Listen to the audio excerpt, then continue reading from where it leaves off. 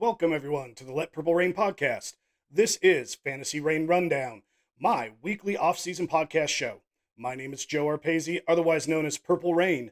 I started my CFF work in 2008. After stepping away for 8 years, I returned in 2024 as Purple Rain. You can find all of my content over at letpurplerain.com.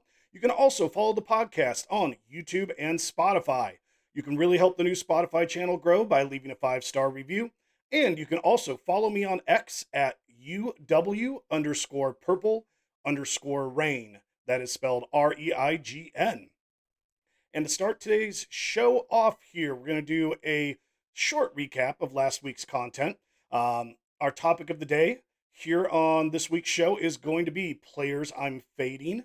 And then it's going to be mailbag time, where I'll answer your submitted questions. Now that I got that out of the way, let's dive into some college fantasy football. Last week, I put out two different articles. I started with my player prop spotlight, and then to get an introduction here for fall camps, which are underway right now, I did my damaged goods article, which is a injury specific update. I'm not going to go through and do a review from that article here on the show today. I'd really say just the best thing to do is to go and read the article. Any news that came out post spring with updates about guys' injury status heading into fall camp, that's what the damaged goods article covers. But what we will jump into here is the article of player prop spotlight for prize picks preseason props. That's four P's in a row. I had to pause myself there. What I do is I review season long player prop bets and I compare them to the projections that are included in my 2025 CFF draft guide. I'm going to start off here with a prop bet that I don't like, and I'm actually recommending that you avoid. That is running back Jeremiah Love from Notre Dame, and the prop bet is 1,099.5 rushing yards. Now, I projected him at 1,080 rushing yards, which is right up against that prop number. The yardage difference between my projection and the prop is just too close to comfort for me here. If CJ Carr wins the starting quarterback job, that will open up more rushing attempts for the running backs because Carr is not the type of mobile quarterback that we've seen the last couple of years from Notre Dame. With the current projection that I have for Love, I did that with Carr being the starting quarterback. So the carry total that I have for Love right now already has those extra carries baked into the projection. Right now, Carr's even running as the number 2 quarterback in fall camp, which kind of will be hurting Love's carry potential just because this is too close for my projection and we still don't know how Love's workload is going to break down because we're waiting to find out who wins the quarterback job. That's why I'm recommending just avoid this player prop here. But one player prop I am very high on is wide receiver Deion Burks for 724.5 receiving yards. My confidence level is high because I projected out 1,045 receiving yards for Burke. I'm taking the more bet on this one. And, obviously Burks' injury concerns will have to come into play. When I do my projections, I'm projecting that, a guy's going to be healthy. That's my mindset. It's too hard to try and guess, okay, I think this guy will miss 3 games and try and project that way. So, I'm going into this with the assumption that Burks will be healthy and will stay healthy this system. The reason why I really love this one is that this offensive system feeds way too many targets to its wide receiver 1 for Burks not to make this prop. The wide receiver 2 in this offense has actually exceeded this prop amount twice in the last 3 years. So this is a very easy more bet to take over at Prize Picks. I'm going to transition over now to the main topic of the show. If you are new to Fantasy Rain Rundown, this is an up-tempo, quick podcast show. And now that we're in the main topic here, this is players I'm fading.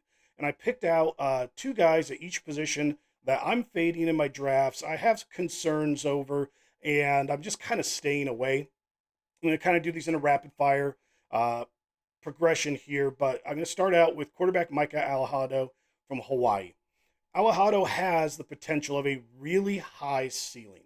The first issue that I do want to point out with him is that we've only seen him in one game last year, and it was against one of the worst pass defenses in the country. He looked amazing in that game, but we still don't know exactly how well he's going to play here, for a full season. Another issue that I have and why I'm fading him is that I've just felt like he's going way too high in drafts. You kind of have to, unless you're going really heavy on quarterback early in the draft, you're likely drafting Alejado as your QB1. And I think there's a lot of risk that you're taking on there versus some other players that don't have a proven track record at other schools. So Alejado's price and just this lack of having him on tape is really where my concern is with him. The second guy that I'm fading at quarterback is DJ Lagway from Florida. The number one reason why I am fading Lagway right now is that he just keeps coming off as injury prone. He's been dealing with this shoulder injury all off season. He also developed a calf injury. He's been limited and in a day-to-day status so far in fall camp for both that shoulder and that calf. Um, you know, it's one of these things of, could he be playing banged up all year? And for Lagway to be a pretty good fantasy asset here, I feel like he has to be healthy. He has to be playing in every game, and he has to be playing really well. Quarterbacks are going to take shots to the shoulder as they get sacked and they get driven into the ground. That calf is going to affect his ability to scramble around and make some plays or tuck it and run. The calf, I think, might be short term. The shoulder is one that I really am kind of worried about because it's still nagging him all the way here in fall camp. So DJ Lagway, injury concerns. That's my wrap up on why I'm fading him. Moving over to the running back position, I'm going to lead off with Gregory DesRosiers from Memphis. He is a guy that in the summer I had him listed as one of my guys. And one of the biggest reasons is that his main competition, Sutton Smith, was hurt all spring. We didn't know what his injury status would be for the fall. It shows now that he is cleared to practice. There's been a lot of buzz from coaches and beat reporters saying that Sutton Smith is the future in that backfield. I think DesRosiers has the ability that he could be the main primary back. And as of right now, I'm still leaving him penciled in number one until I start getting more positive news about Sutton Smith from fall camp. But I have decreased DesRosiers' workload. I have increased Sutton Smith's workload, and that process could continue as fall camp goes on. But until I start seeing more updates about Smith and where he's going to fall into this backfield, I'm just being a little cautious and staying away from DesRosiers right now in my drafts unless I can get him really late. And if I do, then I'm being forced to have to handcuff him with Sutton Smith. So you're having to lock down two spots for that. And Sutton Smith, is hard to figure out exactly where you can and can't get him in drafts. So I feel like if you're drafting DesRosiers, you're going to have to reach for Sutton Smith. And that's a scenario right now I'm just going to stay away from. The last running back I'm going to bring up here is Quentin Joyner from Texas Tech. And the first thing that I wanted to point out here, and I kind of felt this way once I started running projections, is that we're not going to see the same running back usage out of Texas Tech like we saw the last 2 years. We have a new coordinator now. I don't believe that whoever the running back one is going to dominate all of the touches. And a lot of talk so far, post spring, heading into the start of fall camp here, is that this might actually turn into a committee. Maybe not a true 1A, 1B, but I have a feeling that this running back one, whoever wins it, and right now I think this is an open competition. I do not think this is a slam dunk for Joyner right now. I'm really just holding off, and his ADP is so high right now because people are just thinking rinse and repeat from what we've seen from the Texas Tech running back for the last 2 years. I just want to caution you here, guys. I do not think that's going to be the case, and I would not be surprised if you see both guys getting 10 plus carries, however it shakes out. The top two running backs each getting a minimum of 10 carries per game. And at this current ADP, that's way too high of a price for that sort of a scenario. Looking over at the time, and I'm flying really fast here, guys. So this is going to be a short episode. I'm running a little late. I've had a crazy week, so I apologize for getting this out a little late here. But I'm going to turn over now to Matthew Coleman, wide receiver from San Jose State. Going back to the fall, or excuse me, going back to the bowl season. In the San Jose State offense, they have the tendency to put their best player in the slot, and that is the coveted spot to have in this offensive system. Matthew Coleman was moved into the slot for the bowl game, and he had a fantastic showing. We then don't hear very much from him over the course of spring.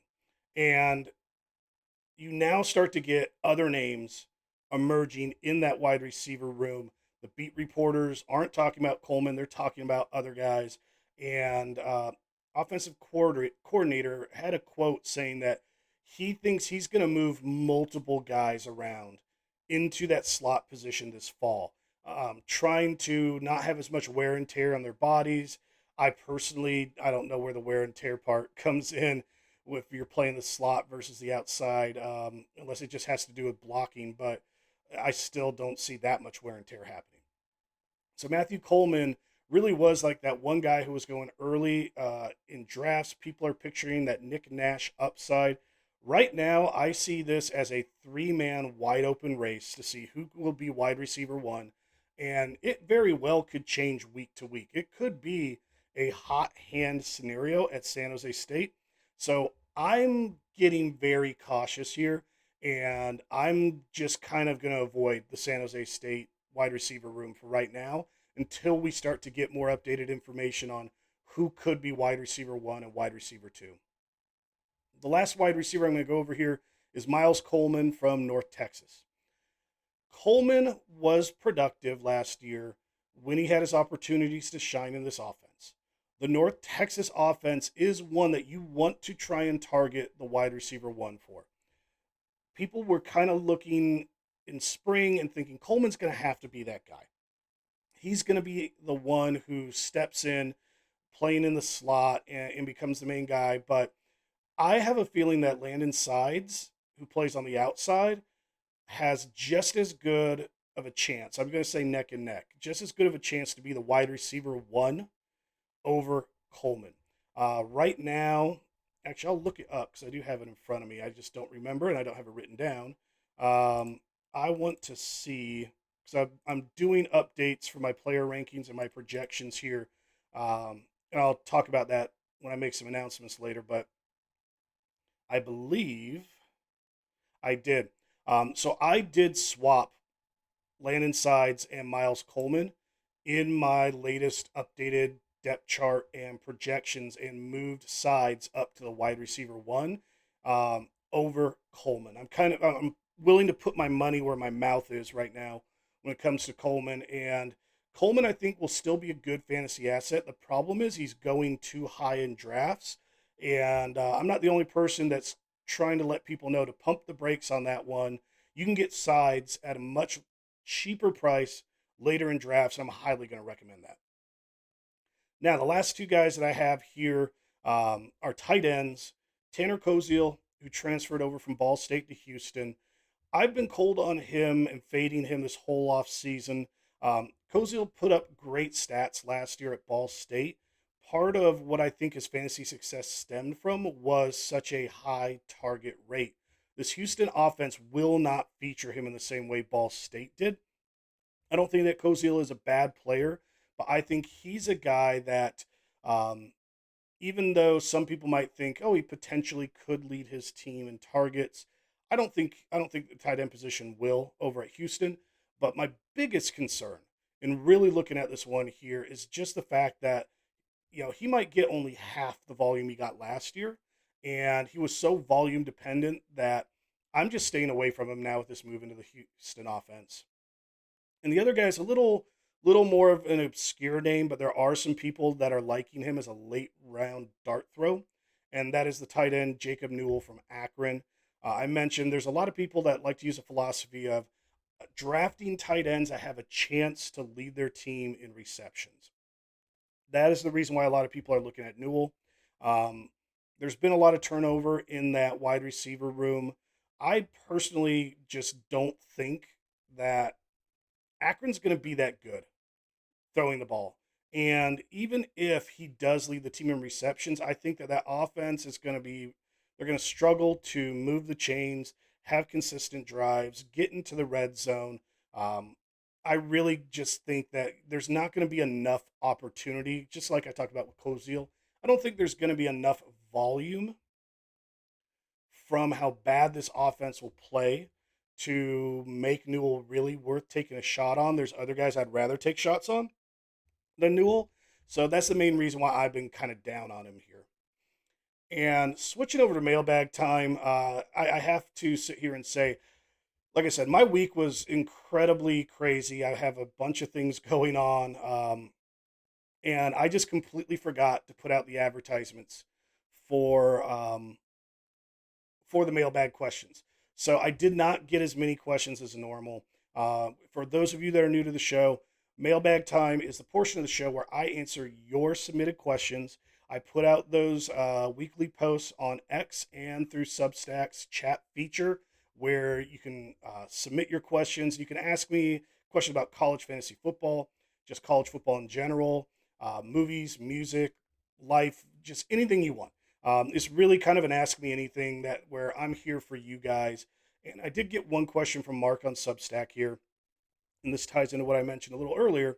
Mark asked, "Will you be providing an update for your player rankings?" That is something I am currently working on right now. My goal is to have that to you guys later this week, and the way I will probably be doing this here is you're going to see that there's going to be an updated date for my projection file, and I'm not sure yet how I'm going to do it. I might just for the draft guide file, I might pull the I'll take that back. I'm going to leave it in. Um, the one thing that will be updated in that draft guide will be each of the different player ranking cheat sheets. But you will see in that new draft guide, you will see the updated date from whenever I post that. So anyone that is a that has gotten a draft guide, whether you're a premium subscriber or you've purchased one individually, I will be putting out a post on X letting everybody know that there has been an update. So keep your eyes out on X for that. That's the best way that I can let everybody know. For you premium subscribers, when you go to the draft guide article and you scroll down to the bottom where the files are, you will see it'll say that it's been updated. You'll see the date on there. So the draft guide, the projections, and the Fantrax upload files will all be updated in that bottom section. So you can just go in and re-download those. I'm still the platform I'm using for those of you that purchase the draft guide. It's still new for me. I don't know how easy or hard this will be, but one of the reasons why I picked this platform for doing the purchases is they allow me to do different versions of a particular digital product that I'm posting there. And so I'm going to have to figure out how it works, but I'll have that updated version and you should be able to log in there and to download that updated version without having to repurchase it. If any of you guys that made an individual purchase are trying to do the download the updated version and you're having any trouble, please send me a message on X. I need to know if you guys are having issues to figure out if I need to fix something there. So I'm reaching out to you guys right now. Any of you listening and saying, hey, please let me know on X if you're having any problems with that when we get later in this week. I want to make sure that you guys are just purchasing it once, but you're getting the updates I'm going to be doing here in August as we get this updated news from fall camps. All right. Now, we're going to go ahead and wrap up some items with some announcements. First thing I want to say is that to put a bow on this week, there is the Fantasy Football Expo that is going to be held Friday through Sunday over in Canton, Ohio. If any of you are going to be attending the expo, please feel free, come up, say hello. I'd love to meet each and every one of you guys. There's a number of events that are going on. The Friday night social is a really huge event. You'll see a bunch of other fantasy football analysts there. So you get a chance to not just meet myself, but meet a number of other people that you may be watching or reading. And Saturday, there is a new location. It's no longer at the Hall of Fame, but the King's Classic um, draft that is happening with a number of CFF analysts. I believe there's 14 of us total that are in this draft. You can, I know last year the room was open where you could come in and watch us doing that draft live. Um, I'm also going to put a link down in the description for the YouTube live broadcast of that draft. So if you are unable to make it to the expo, you can watch that draft go live and see a whole bunch of us in the CFF space getting to talk and making our picks in probably the most prestigious of leagues that happens here in the college fantasy football space. Also, for this upcoming week here at letpurplerain.com, we are transitioning now into reporting news, and I'm going to be doing on a weekly basis the Fall Camp Quick Hitters article and the Fall Camp CFF Stock Report articles. This is where I'm going to be giving you very quick blurb styled updates about what's happening around camp. And then the stock report is a system where I kind of have like a big board where you can track uh, this. It's a I use a generic value in my head, but there's certain things I just kind of, if I hear news of, someone starting to stand out, I give them a certain generic number thing. And it's in a scale of like positive 10 to negative 10 is the scale I use. So this is a great way to track, if you only have just a little bit of time and you want to find out what's going on, I'd recommend the stock report article over the quick hitters. There is a lot of crossover between the news that's in both of them, but that stock report gives you these big boards that you can look and track and see exactly how everyone's stacking up in each position and see how their CFF stock value changes from week to week. Last announcement that I'm going to do here is my 2025 CFF draft guide. I mentioned here I'm doing an update this week. All premium subscribers get this draft guide for free. If you aren't already a premium subscriber, I'd highly recommend it. Not only are you going to get the draft guide for free, but you're going to get full access to the quick hitters and the CFF stock report articles. Any of the mock drafts that I have coming up, you're going to get full access to watch all of that. Getting everything for, you know, getting all of that value instead of just doing a one-time purchase, I think it's definitely worth it. But I do understand there's some of you out there that don't want to sign up to be a premium subscriber, and that's totally fine. I love having all of my free subscribers as well. That's why I'm offering that $15 purchase of the draft guide for all of my non-premium subscribers. And if you're new and this is the first time that you're hearing about it, I offer the draft guide. It has 76 pages of CFF info. I provide player rankings for all FBS, Power 4, half PPR. There might still be some underdog fantasy. There might still be some Scott Fish Tadpole Bowl leagues that are really taking their time. I'm gonna leave the Tadpole Bowl rankings in this recent update just in case you're struggling in the late rounds and your draft has been going super slow. I want to make sure that you have updated rankings for the Tadpole Bowl, but probably any updates that happen after this week's update, I'll probably have that pulled, or I won't be updating it anymore just because those drafts should all be done. And I also provide group of 5 player rankings. Um, the best thing about all these player rankings, I give you a draft strategy analysis for each of these types of leagues to help you understand kind of the numbers of how things break down in drafts, where certain players are going, and giving you a structure that you can follow that still allows for some fluidity in what you're doing during the draft. But it really is data driven, and I kind of give a breakdown of that data and where that strategy analysis comes in for each one of these formats. And then you can take these player rankings and upload them directly into Fantrax with my Fantrax player ranking upload files. I do it for every single of the player ranking lists with the exception of Underdog because it's Fantrax specific. And then I also provide player projections for 974 players.